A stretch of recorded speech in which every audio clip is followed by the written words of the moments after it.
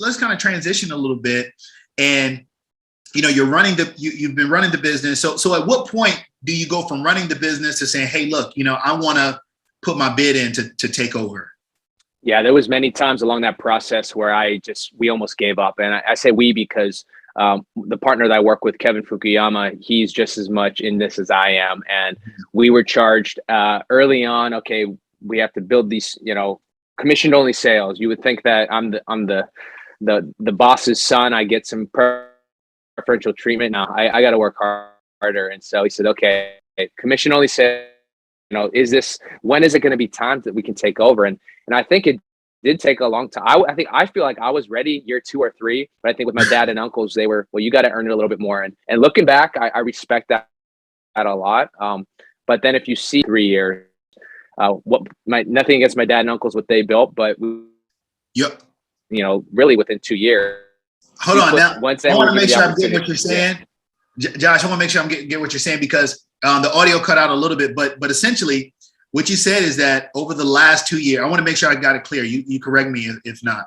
Over the last 2 years, you guys have been able to really kind of scale the business 10 times. Do you say 10 times? 10 times within 2 years. Wow. Wow. Wow. So, wow. It's nothing like a fresh perspective, What do you think that's really? Oh, man.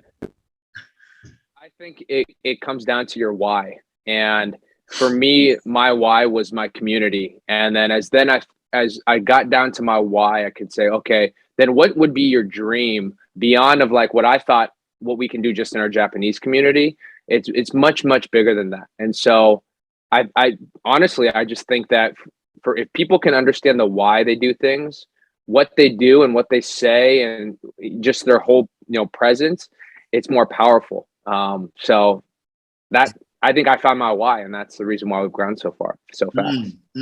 Is that what keeps you motivated? Like just the community and those efforts? Is that what keeps you motivated in the business day to day now?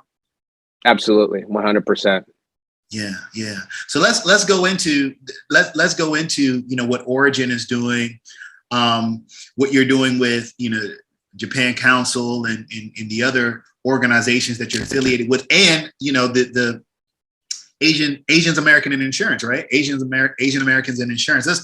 How did those? So you've come into the industry. You said, hey, I'm in the agency. You work your way up. And your dad and your uncles, they put you through the gauntlet, make sure you're ready, right? You get your shot, you guys grow it. You could just say, hey, look, I'm running my business. I'm serving the community, but I'm doing well, I'm successful. I can ride there. Why the other initiatives? What was the spark for that? If it were, really, because it drills down to the money. If the money were enough, we could, everyone's point is different. But yeah, okay, let's just walk away. We're happy. We achieved what we want to achieve. Seriously, when I walk away from this business, the money means nothing to me. It's all about, and I can go into some of the systemic barriers that have not allowed our minority communities to truly thrive. And if I keep 30 years, that's what makes me feel satisfied. And so every day, my job is to be able to create a better opportunity for that next generation that comes after me. And so that's where we get into the Asians in Insurance podcast. Our Asian communities don't like talking about ourselves. So I said, some of these people within insurance that are from an Asian background, they got to have their story heard. And so we just started allowing people to tell their stories. And Asians in our community are like, oh, I want to be like them, or I don't know them. How can I get to know them? And then it's like that voices to the Asian American Insurance Network that surprisingly, there's not a national association that connects us all. So we're like, okay, it's a lot of people that were on cast are like, why don't we come together, start a nonprofit, and let's see how much traction we get. And it has been unbelievable, the support we've gotten. It's amazing because we met, a few weeks ago in DC at the Black Friday event with Ngozi and Najee. It connected us. Shout out to Ngozi. She's amazing. She's the best. She's amazing, right? But I was surprised that there was not an Asian American insurance network. do you find that's surprising when, when Asian people in the insurance industry, are they surprised to find out that this organization has not existed prior? Oh yeah, I think everybody's shocked, but everybody is also saying looking for, because there's. Hey Josh, all right, hold on. What I'm going to do is. Yeah. All right. So with the Asian American Insurance Network, I mean, it's surprising that this organization has not existed, previously. So it started with the podcast initially to tell these stories. And then as you're telling the stories, you're like, hey, we need to have, an organization that's based around this. You had mentioned earlier some of the systemic, issues that, minorities have faced. Obviously, Asians have faced it, African Americans have faced it here in this country. Our Latina community has faced it. Now in modern times, you have the LGBTQ community that's facing, different challenges. What are some of the things that you've seen, and specifically maybe speaking to the Asian American community, that have been those common experiences in this industry that you're kind of breaking the proverbial chains on, if you will? Yeah, when my coming out of World War II, our community couldn't get an appointment to do business, and so we had to band together with 10, 15 other Japanese agents to get one appointment to do business. And that's how we had to start, right? And just to think, if we had the same opportunity as our counterparts to be able to have access to carrier relationships that would be willing to work with our community, where would we be at today? And so some of that stuff is still continuing on, where there's certain premium volumes from insurance carriers that already, just for a lot of small agents in minority communities, they can't get to 500,000 in premium within a year, within 2 years, right? And so they end up not being able to have these great carriers to work with. And so what that also perpetuates is their clients don't get preferred carriers or preferred rates to be able to work with.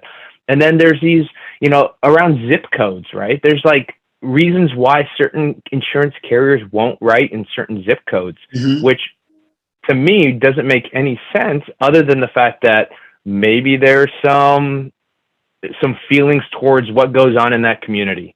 And so there are a ton of systemic barriers for entry.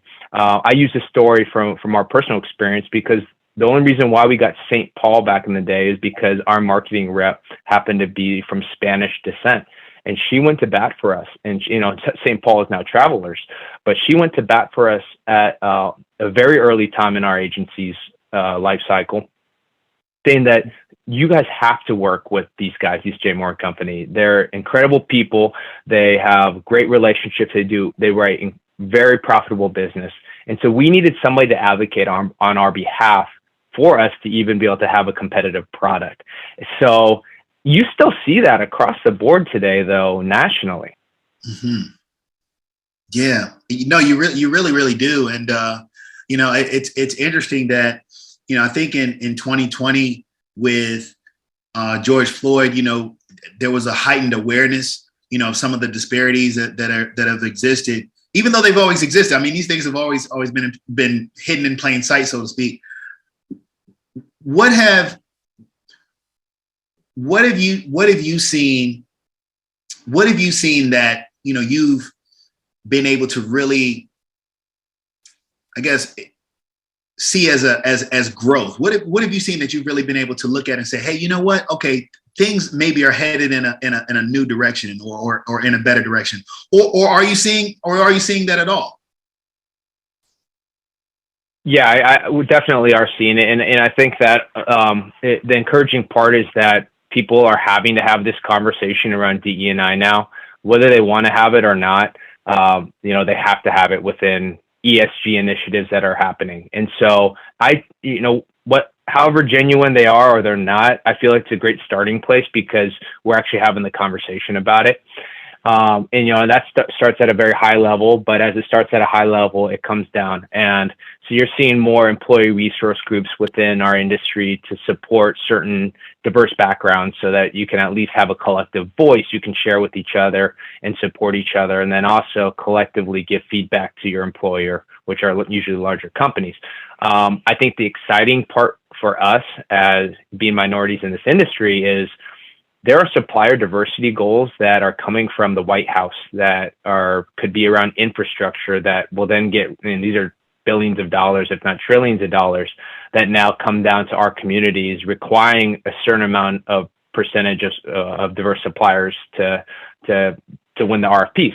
And so I think for us now, maybe it is our time. It hasn't been our time for a long time, but maybe it is our time now, right? Where we get special opportunities because of initiatives that are being brought down. And for us, I'm incredibly excited for this for our company, because historically we haven't been able to, even be able to go after some of these RFPs for public entities or county programs or city programs, because the requirements were just way too high. So I think it's an incredible time to be a minority in our industry, but a lot of progress still to be made.